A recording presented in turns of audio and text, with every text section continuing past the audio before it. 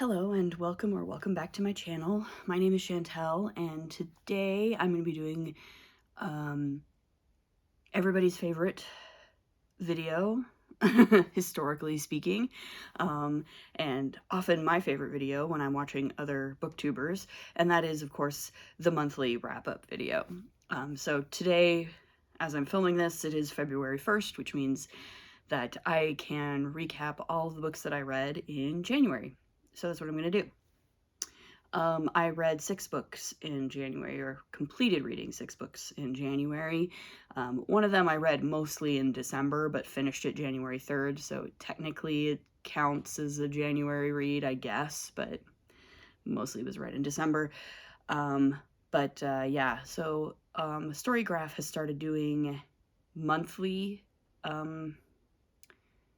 wrap-up graphics like they do at the end of year, but they've started doing them every month now. So I'm going to probably put those up on one or other side of me, or maybe both sides of me, so you can see a little bit more detailed information about the books that I read in January. I had a pretty good reading month. It was all fiction. I haven't read any nonfiction yet this year, so that's one thing I do want to get back on track with, is reading a little bit more nonfiction. But otherwise, 6 books is great. It's fewer than I read last January. If you watched my video a year ago, January, which by the way, my YouTube channel did have its 1-year anniversary, which cool, I guess, just in the past like week or so. That was neat. But anyway, last January I read like 14 books, but most of them were much shorter and much quicker reads than the books that I read this January. But again, 14 books I think is kind of excessive, frankly. I think 6 is like a great number for me. Like 5 to 7 books a month is like as far as I'm concerned, 5 to 7 books a month is like really good, and even that might be a little bit much sometimes. So I think 6 is plenty. And also, I think the big thing too is that I really enjoyed all 6 books that I read this month.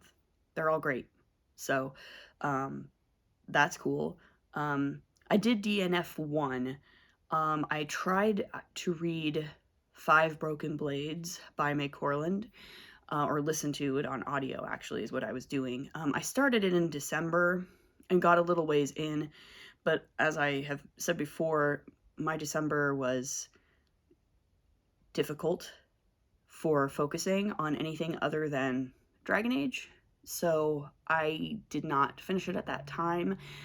And then I got it back from the library again in January and started listening to it again, and I just couldn't do it. I still just couldn't do it. It's one of those, it read to me as very YA. It was in first person present tense, and that always just kind of rubs me the wrong way in most cases, and I just couldn't do it. So I just threw that on the DNF pile, and it is what it is.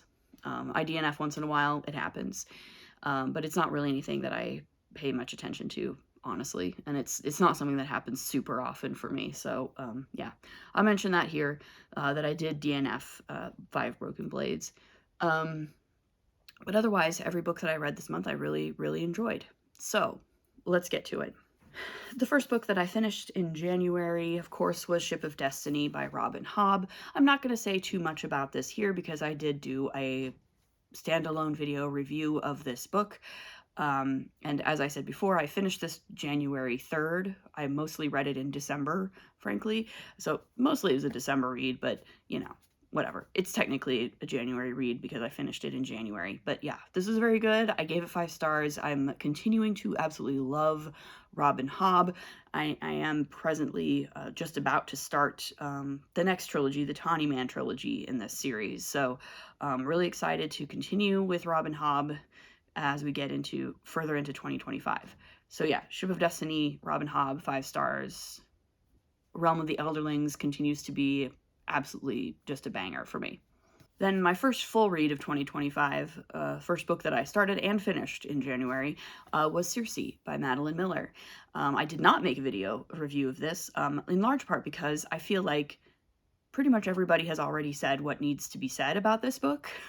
Like, a lot of ink has been spilled about this book and how good it is, and I don't feel like I have anything particularly new or interesting to say about it that other people haven't already said, and said much better than me. But needless to say, I really liked it. This was another 5-star book. It's great. I'm sure, again, at this point, I feel like everybody's heard about Circe. I don't think I need to reiterate what it's about or what it does or how it does it, because it's very good. And everybody and their sister has read it at this point, I hope. And if you haven't, you probably should, because it's very well worth your time. So yeah, and I certainly liked it enough that I went ahead and already purchased the Song of Achilles, as you saw in my haul video that I did recently. So I'll probably be reading that before too long as well. So yeah, that's Circe by Madeline Miller, another 5-star banger read. Then I got through my first audiobook of 2025, which was She Who Became the Sun by Shelley Parker Chan. This is another one that I just really, really enjoyed thoroughly. There's clearly an ongoing theme in some of my reading in January. A lot of female perspectives, a lot of gender commentary, and just sort of cultural thoughts about gender and how gender is a societal construct kind of thing. And She Who Became the Sun is also part of that, right? Circe is part of that. She Who Became the Sun is definitely part of that as well. Yeah, I really enjoyed this. A lot of people describe it as compare it to like Mulan. Is definitely not Disney's Mulan as we understand it. Very little like that, actually. But I mean, I do understand where the comparison comes from, but it is not a comparison that I would readily make when talking about this book. It's often very brutal. It's often very difficult to parse, I think, in some ways, but is very worth your time. Again, like, I loved it. I think I gave it like 4.5 stars. I listened to it on audio. The audiobook was excellent. Very good, especially for the pronunciation of names and place names. Very helpful for that. So yeah, that's She Who Became the Sun by Shelley Parker Chan. And then I read another one that's about culture clashes and gender roles and things like that, and that is To Shape a Dragon's Breath by Monoquill Blackgoose. Once again, I did a full standalone video review of this book, and so I don't necessarily feel the need to talk much about it, except to say that I really enjoyed it. Particularly as a debut novel, which I sometimes, kind of have issues with, or I feel like debut novels can be a little bit rougher around the edges, but this felt very polished. It felt like, Monoquill Blackgoose really knew what she was doing and did it very, very well, and I enjoyed the heck out of this book, despite the fact that it is a school setting type book, which is not always something that trips my trigger. But this one really did it for me.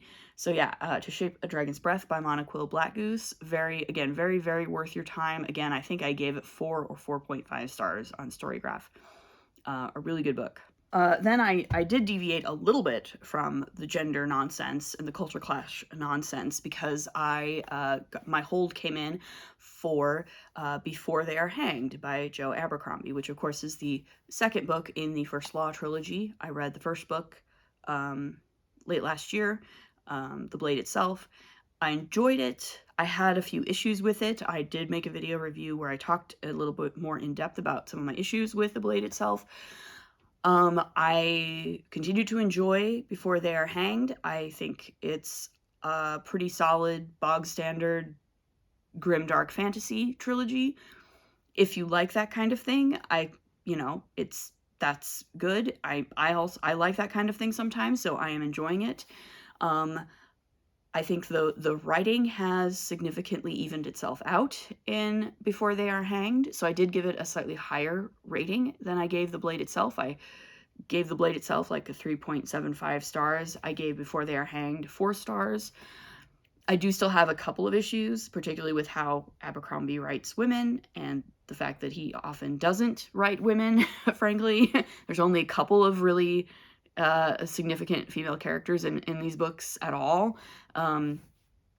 And so the ones that are there are mostly are fine and good and interesting. But I still wish she did more. Again, this might just be my own bias talking, because when I'm reading something written by a cishet white dude, which I don't do super often, frankly, I just, like, I hold them to a very high standard, because if I'm going to be bothering with that, I want it to be well worth my time. For the most part, Abercrombie so far has been worth my time, and I'm enjoying it. I enjoy Glockta, I enjoy Logan Nine Fingers, I enjoy Pharaoh. I think Pharaoh's a great character. But yeah, I feel like I do have very high standards for the white dudes that I read, because I don't read a ton of them. So that's probably just my own bias talking. But it was a solid 4-star read for me, and I am looking forward to reading the third and final book in this trilogy and moving on to some of the other, like the standalones and the sequel trilogy and whatnot. Like, I absolutely am going to continue reading Abercrombie. Yeah, I still don't quite get the hype for Abercrombie. Like, again, I'm 2 books in, and like, it's solid, it's fun, I enjoy it. It's not something like, I'm not chomping at the bit to buy these books and reread them. But, you know, they're good. They're good. I like them. And then my final read for January was another gender historical cultural thing, and that is Orlando by Virginia Woolf. So this is also my first classic read of 2025. Yeah, I liked it. I liked it a lot. It's very weird in a good way. It's if you don't know the premise of Orlando, the premise is that it's a sort of satirical, kind of tongue-in-cheek, quote-unquote biography, fictional biography of this person named Orlando, who begins the story as a young nobleman in Elizabethan England. And by the end of the novel, she is a 36-year-old woman in 1920s England. And Orlando goes through many transformations in their life over the centuries. This is not a typical sort of fantasy novel where, you know, Virginia Woolf is not eager to explain the hows and whys of what's happening here. You're just expected to kind of go along with it.